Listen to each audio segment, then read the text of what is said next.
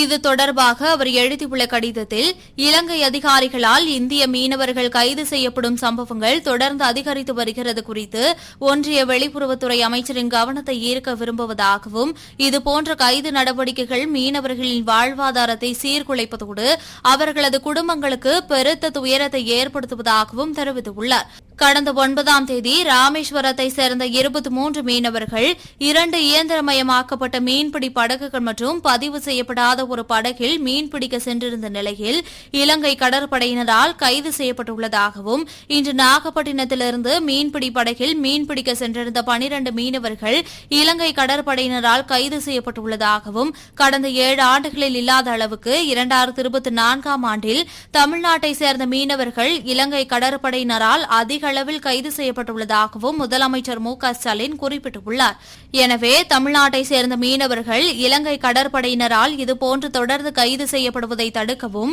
கைது செய்யப்பட்டுள்ள அனைத்து மீனவர்களையும் அவர்களது மீன்பிடி படகுகளையும் விரைவாக விடுவிக்கவும் உடனடியாக தூதரக நடவடிக்கைகள் மூலம் முயற்சிகளை மேற்கொள்ளுமாறு